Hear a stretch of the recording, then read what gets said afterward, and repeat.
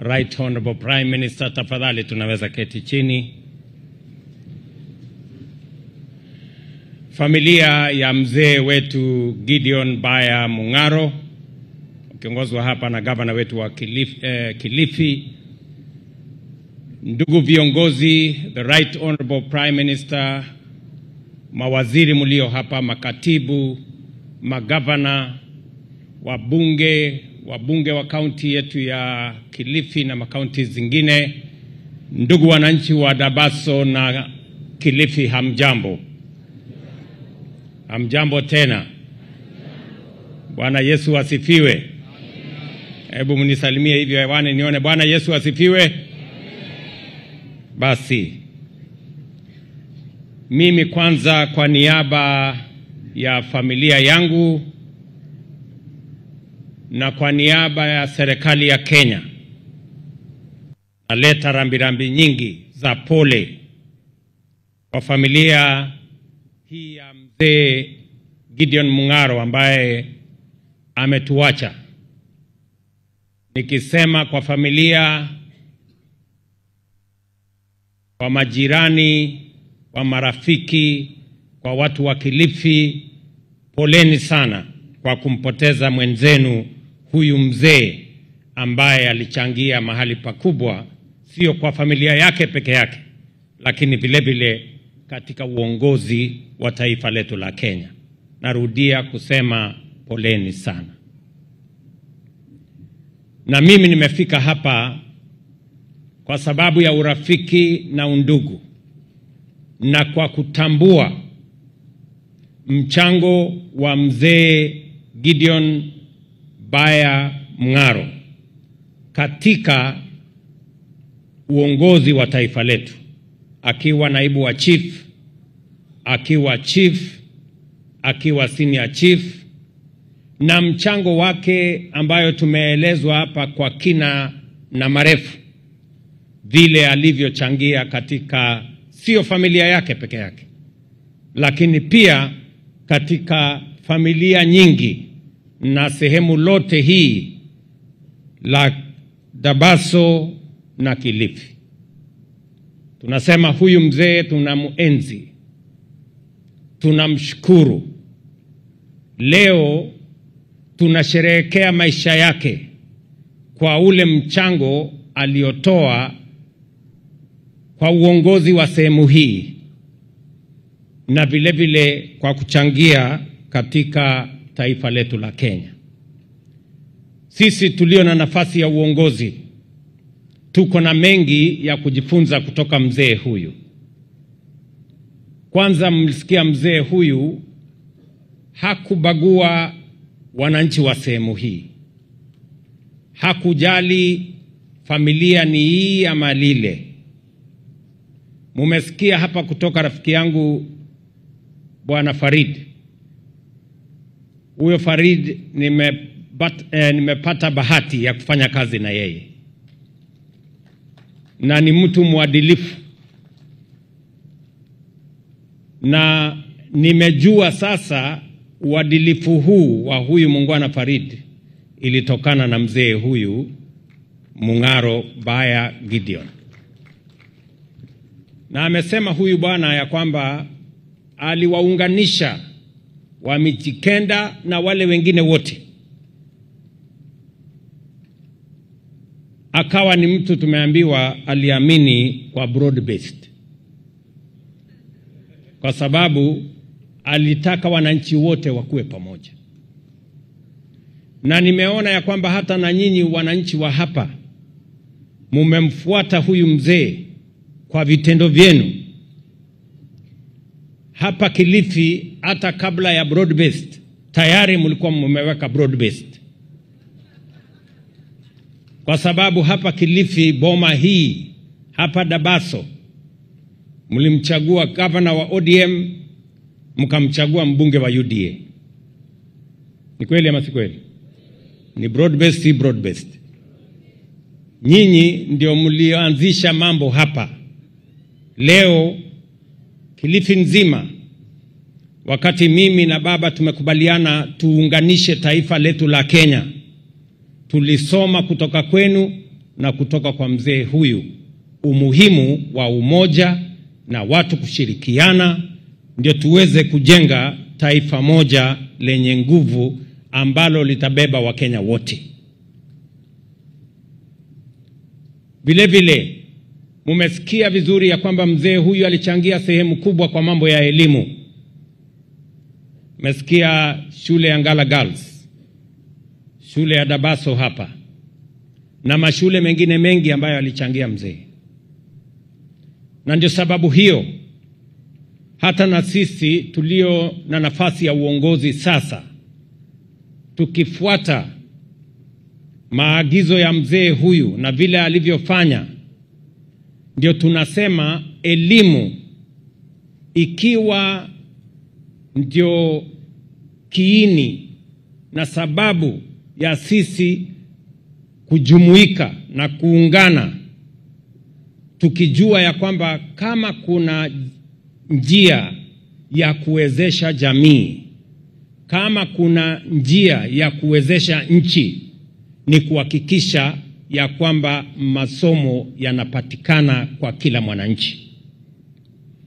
Na ndio sababu hiyo tumeweka sasa pesa nyingi kusomesha watoto wetu. Tumeajiri walimu 76,000, tunaongeza wengine 20,000 mwaka huu. Vile mzee alivyopenda elimu, ndivyo tunavyokuza elimu. Ndio sababu tumesema ya kwamba masomo ya Technical Training College ama ya university isiwe kwa Wakenya wanaoweza peke yao, iwe ni haki ya kila Mkenya, hata watoto wa kutoka jamii maskini waweze kwenda katika university pia. Na ndio sababu tumebadilisha msimamo. Sasa watoto kutoka jamii maskini tunawalipia 95% scholarship, ili tuweke usawa katika mambo ya elimu katika taifa letu la Kenya. Vile vile nimesimama hapa kwa shule. Wale wanafunzi wa shule wakaniambia ya kwamba shule lile lilianzishwa na mzee, na ndio nikakubali ya kwamba huyu Owen Baya akuje next week achukue bus alete kwa hiyo shule iweze kunawiri na kuendelea mbele, tukifuatilia yale mzee alijenga. Na sio pale peke yake, tutazidi na kushirikiana katika nafasi zingine nyingi ya masomo ya watoto wetu, tukisoma kutoka shujaa huyu aliyelazwa hapa. Vile vile katika harakati ya maendeleo, sehemu kubwa amechangia mzee huyu. Na ndio sababu hiyo watu wa hapa Kilifi, kwa kura zenu, kwa maombi yenu, mkatusaidia tukaunda serikali. Na mimi nataka nimshukuru kaka yetu mkubwa Raila Amolo Odinga kwa kukubali ya kwamba tuunganishe taifa letu la Kenya, tushikanishe pamoja, kwa sababu ya muhimu ni taifa letu la Kenya. Ndio tuweze sio kuendesha siasa siku baada ya nyingine, wiki baada ya nyingine, mwezi baada ya mwingine, mwaka baada ya mwingine, lakini tuchangie sehemu kubwa ya maendeleo ya taifa letu la Kenya. Uchaguzi ni jambo la siku moja, maendeleo ni mambo ya kila siku katika taifa letu la Kenya. Sababu hiyo ndio mimi nataka niseme, nilikuja hapa 2013 nikawaeleza ya kwamba katika ile mpango yetu ya kusongesha taifa letu la Kenya mbele, Kilifi tutahakikisha kwamba iko katikati. Na wakati tumeunganisha broad based, sasa ndio ikawekwa kasi hiyo mambo ya Kilifi kuwa ndani na katikati ya maendeleo ya taifa letu la Kenya. Barabara tulikubaliana na nyinyi kutoka pale Nyali Bridge. Nyinyi mkienda Mombasa siku hizi mnaona kuna mjengo mkubwa inaendelea, kwa sababu tunataka kupanua iwe dual carriageway, tuondoe msongamano, turahisishe usafiri na tuhakikishe ya kwamba tunazalisha uchumi wa sehemu hii. Kwa hivyo tutaweka dual carriageway mpaka pale kwa Gachengo baada ya Mtwapa, alafu hiyo ingine mpaka hapa Kilifi tumeirekebisha. Awamu ya pili tutairekebisha kutoka hapa mpaka Kilifi mpaka Malindi. Hiyo ni awamu ya pili. Vile vile tumeongea na wabunge wenu, barabara ilikuwa imekwama huku zaidi kwa sababu ya mambo yalivyo katika mambo ya uchumi. Tumerekebisha uchumi sasa. Sasa tumepata pesa ya kutosha ya kujenga mabarabara zetu. Ndio sababu barabara ya kutoka Bamburi Mwakirunge kuja Kaloleni tumemrudisha contractor, sasa atamaliza hiyo barabara. Barabara hii mumenieleza ati mambo ilipinduliwa na huyu Owen. Barabara ilikuwa ianze kule Bamba, kwa sababu mnajua tulianzisha barabara ya kutoka kule Kaloleni ikaja Bamba, sio? Mariakani ikaja Bamba, ambayo ilikuwa imeundiwa mpaka Wimbo. Lakini sasa mimi nikasema na mimi nitatoa hiyo barabara Bamba ikuje Ganze ikuje Kilifi, kilomita 56. Ile ingine ilikuwa kilomita 22.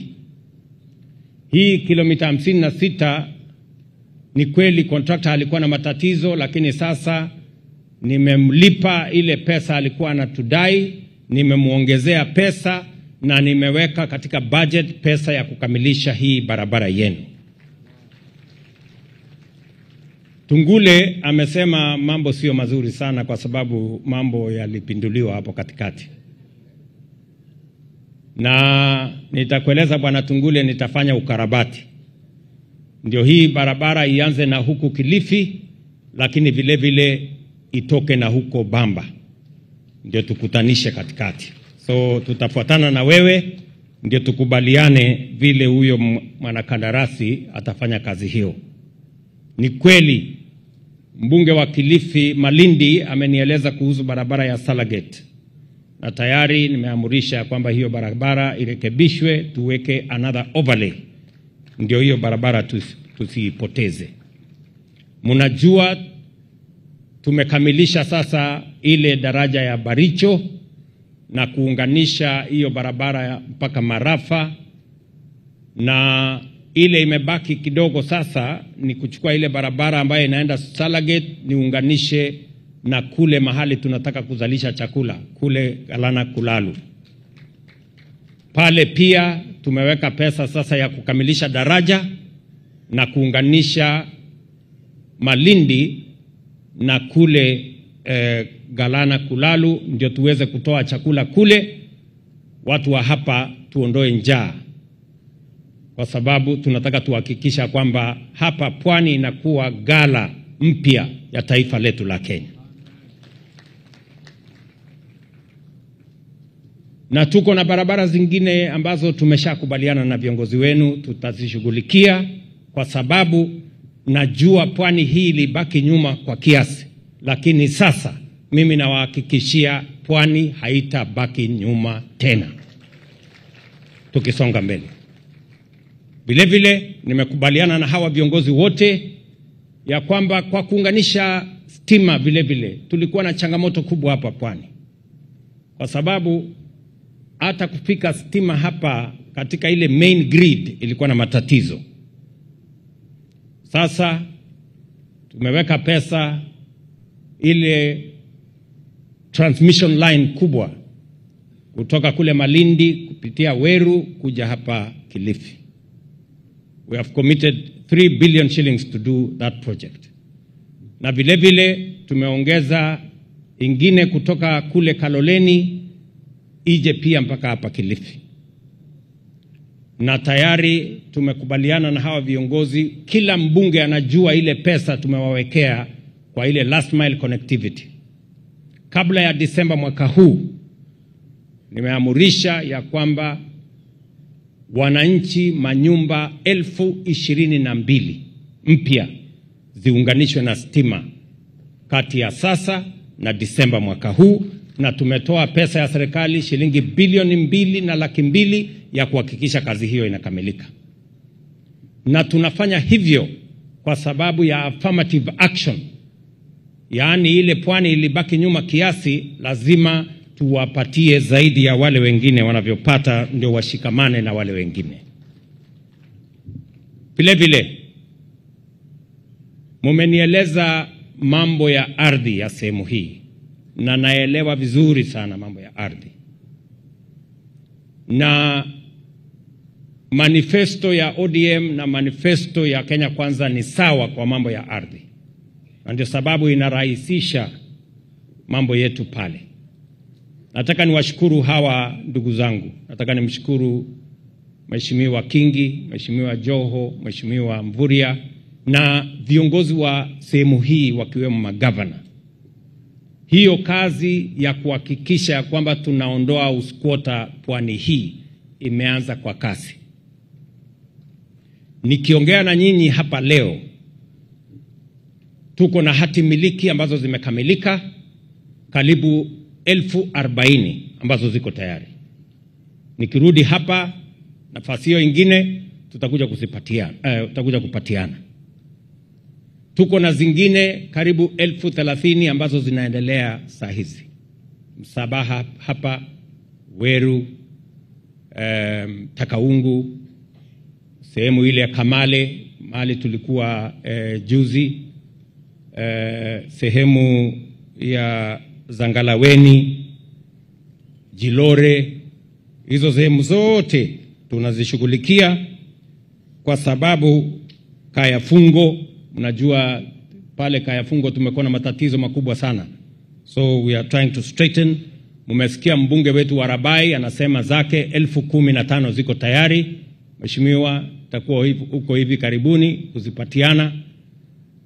Na katika budget yetu ya mwaka huu tumeongeza shilingi bilioni 2.8 ya kuendesha hiyo program ya kuhakikisha kwamba tunaondoa uskwota hapa pwani, kwa sababu ndio ahadi yetu, na tumekubaliana na viongozi wenu vile kazi hiyo itafanyika.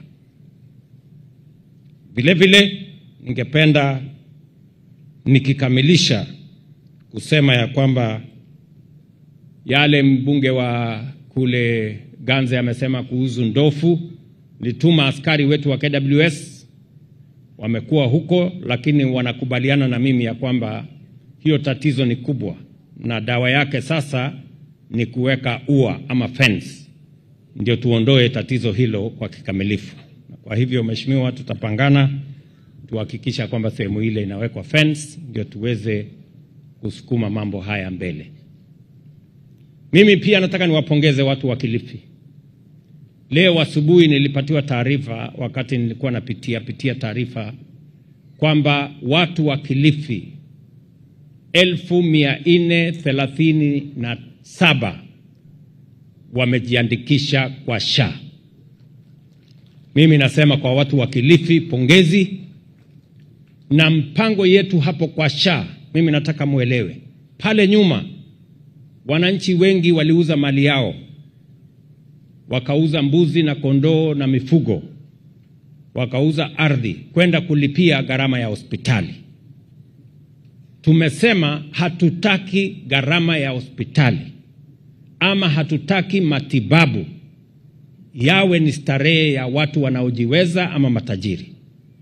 Tunasema matibabu ni haki ya kila Mkenya, kwa sababu katiba ndio inasema hivyo. Na ndio sababu hiyo wewe Mkenya, na kuuliza, hospitali unakokwenda bora ujisajili. Level 1 utatibiwa bila malipo yoyote. Level 2 utatibiwa bila malipo yoyote. Level 3 utatibiwa bila malipo yoyote. Level 4 utatibiwa bila malipo yoyote. Kuanzia level 5 kwenda mbele ndio sasa wale wenye wako na uwezo wa kulipia mambo ya SHA utalipa kulingana na uwezo wako. Wale ambao hamuna uwezo tutawalipia kama serikali.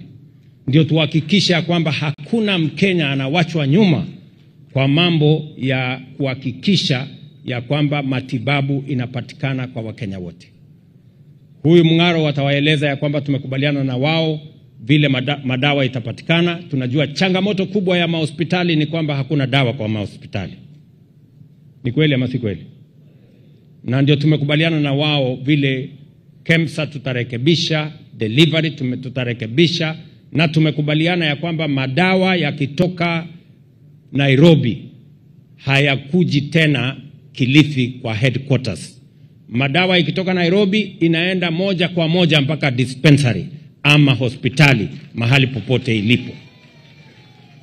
Ndio tuache mambo ambayo saa zingine madawa inakuja inakaa pale Kilifi mpaka ina expire, watu wakingojea madawa kule kwenye mahospitali. Kwa hivyo hiyo shughuli yote tunashughulika pamoja. Mheshimiwa Baya amenieleza kuhusu mambo ya maji. Ameniuliza mambo matatu. Ameniuliza mambo ya write off, akaniuliza mambo ya kulipa ile deni iko ya milioni 100 kwa sasa, na akaniuliza mambo ya solarization. Nimeongea na watu wa wizara na tumekubaliana. Kwanza mambo ya write off, si ndio? Anasema iko bilioni 3. Nitaenda kwanza kuchunguza hii bilioni 3 ilifikaje hii bilioni 3. Kama kuna mtu aliiba, kwanza huyo ni mfunge. Lakini sasa tukishakubaliana deni ndio hii, nitapitisha kwa cabinet iwe write off, nitalete bunge, wewe utashughulikia tuweke write off. Vile tumefanya zile zingine zote.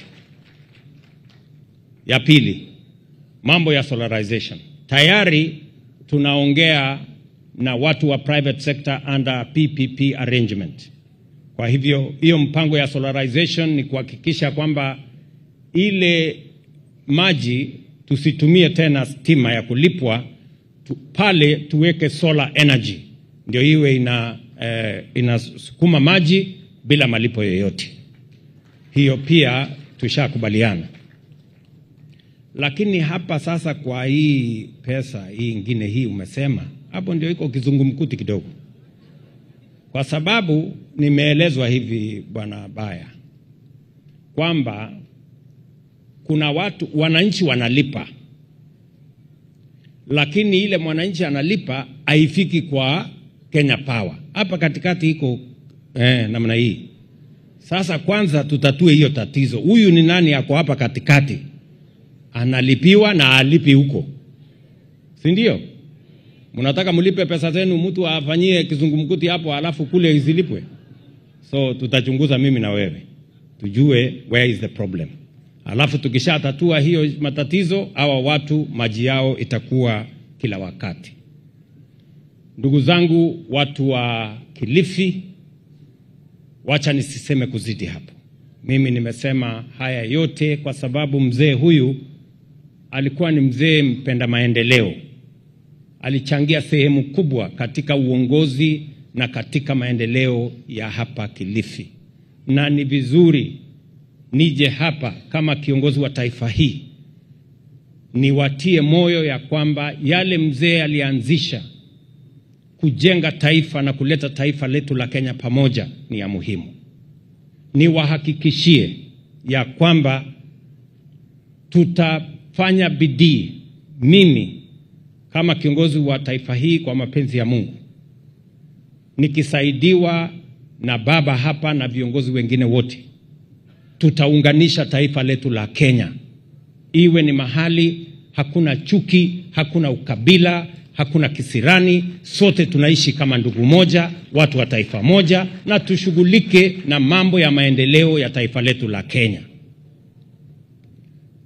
Hapa Galana tumeanza awamu ya kwanza, 40,000 acres. Tumeanza mambo ya kuzalisha chakula. Mtaona mkienda kule. Nilikuwa kule juzi, tumeanza ekari za kwanza 8,000 zinapandwa saa hizi.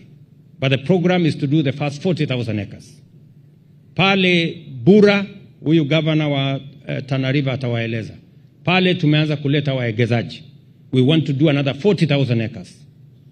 Pale Tana Delta, vile vile tumetafuta waegezaji ambao watatusaidia kuzalisha chakula kwa sababu hatutaki aibu ya njaa katika taifa letu la Kenya. Na kuondoa aibu ya njaa ni kuhakikisha ya kwamba tuko na mikakati na mipango ya kuzalisha chakula ya kutosha. Vile vile tuhakikishe ya kwamba wananchi wetu wanapata matibabu. Tuhakikishe ya kwamba mpango yetu ya kuzalisha ajira kwa vijana inaendelea mbele. Na mimi nataka nimshukuru, mmenipatia kijana huyu Fikirini. Huyu kijana ni kijana mzuri ambaye sasa nimempatia kazi ya kuangalia mambo ya vijana. Na kazi yake ya kwanza ambayo atakayofanya na wenzake, tuko na pesa shilingi bilioni 5. Tunataka kumpatia vijana kwa kila ward.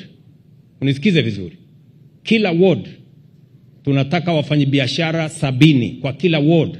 Kila mfanyabiashara tumpatie 50,000 ya kuendesha biashara yake.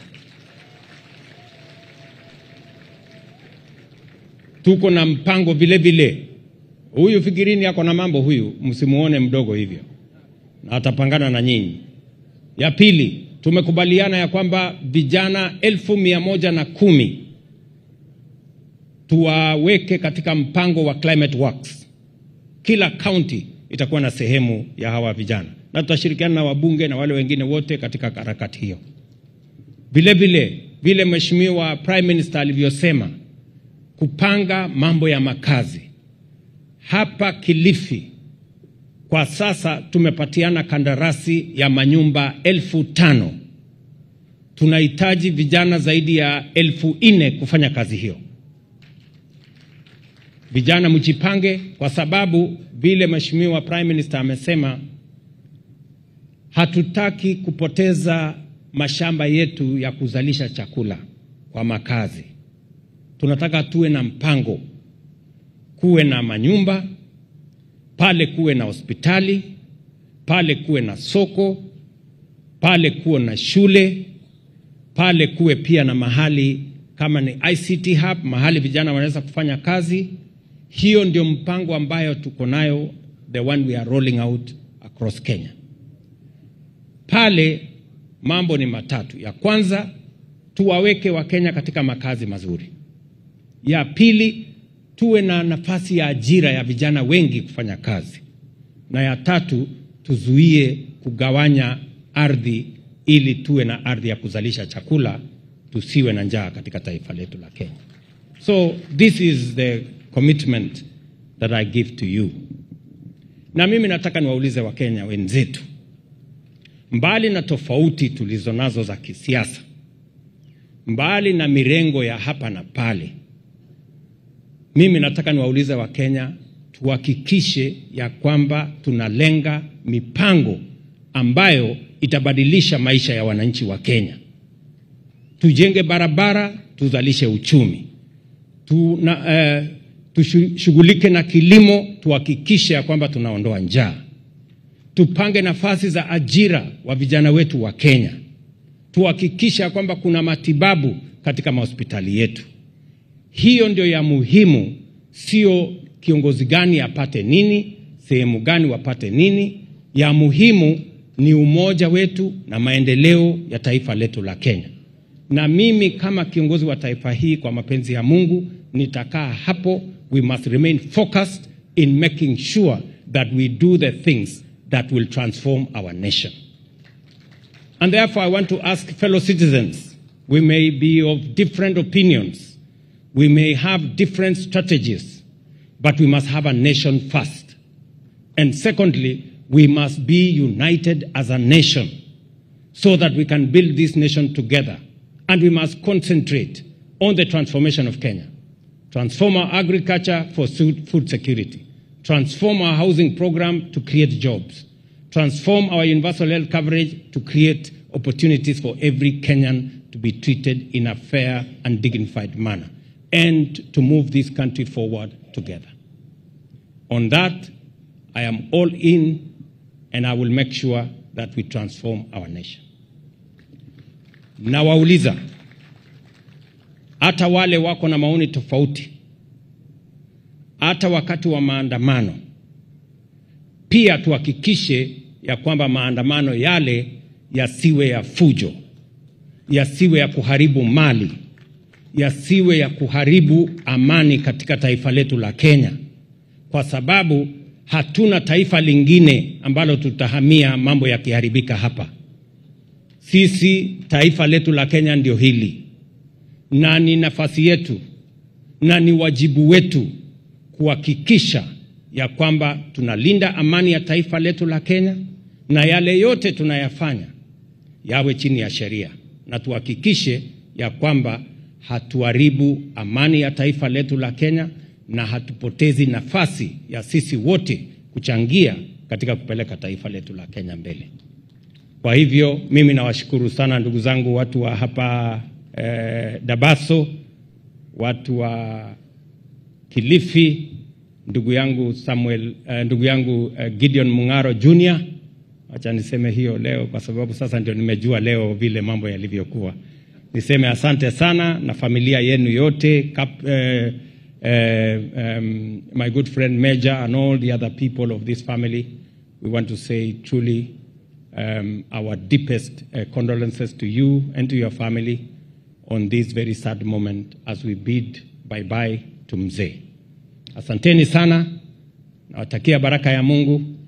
Maaskofu wetu poleni kama tumechukua muda mrefu. Mimi ndio askofu ya hawa waliongea mbele yenu, lakini nyinyi ndio maaskofu wetu wa kushughulika na mambo ya safari yetu ya kwenda mbinguni. Asanteni sana, tunawaenzi, tunawapenda. Mungu awabariki watu wa Kilifi na turudi tena. Kuna jamaa moja hapa alisema ati sijui nitarudi siku ingine ikiwa mambo ya sijui nani. Mimi nitarudi siku hiyo ingine kwa mambo ya maendeleo. Si ndio? Asanteni sana, Mungu awabariki. Naomba tumpongeze Rais tafadhali kwa makofi tena. Asante sana Mheshimiwa Rais.